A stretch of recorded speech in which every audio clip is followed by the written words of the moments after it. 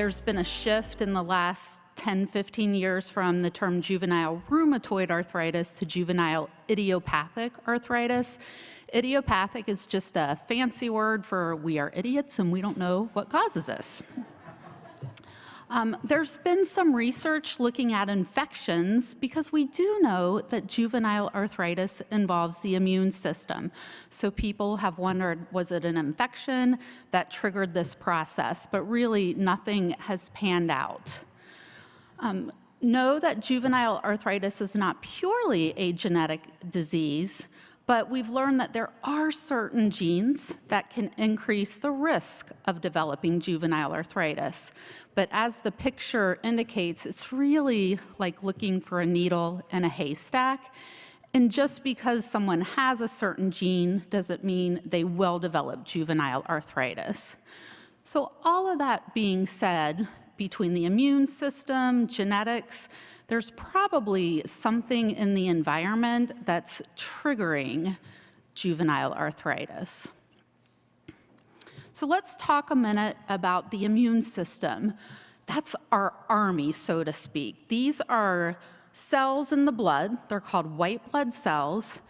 And these white blood cells make proteins, and the function of all of this is to fight infection. So we all have an immune system running around in our blood, and the goal is to fight infection.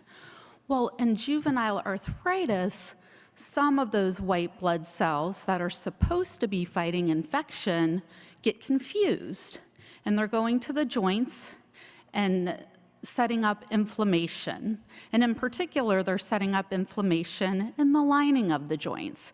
And we don't know why some of these white blood cells are doing this, but we know that these white blood cells go to the joints and produce a lot of the proteins that then cause a lot of the pain, a lot of the swelling, and potentially can cause damage to not just the joint, but the bone itself.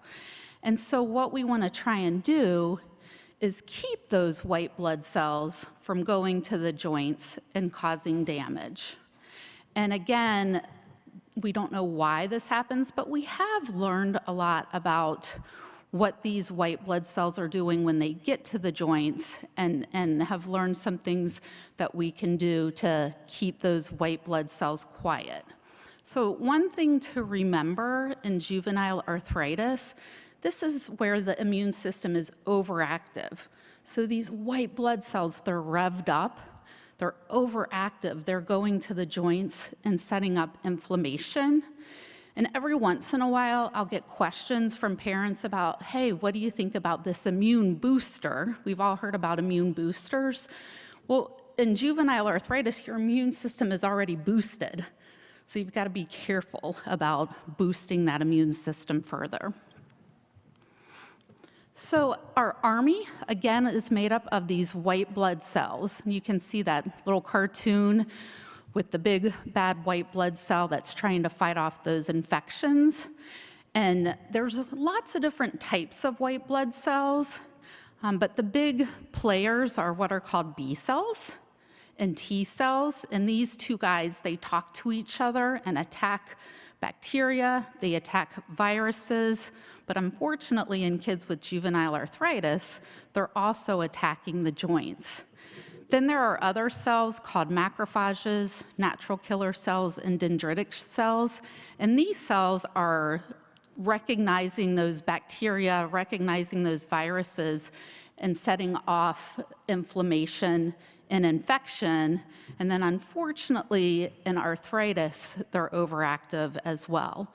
So again, we don't know what causes arthritis, but we know these cells are overactive. So a lot of the treatments are aimed at quieting down these various types of white blood cells.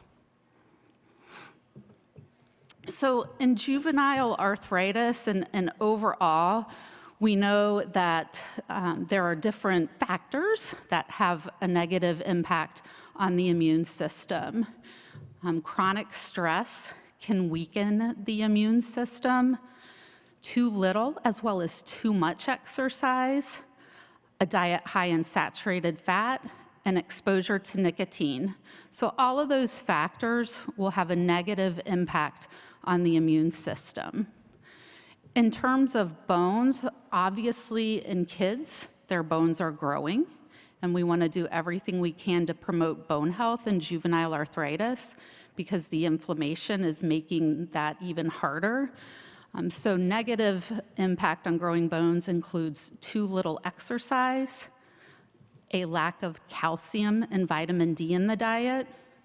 You've really got to be careful about eliminating dairy from their diet. And chronic inflammation also has a negative impact on growing bones.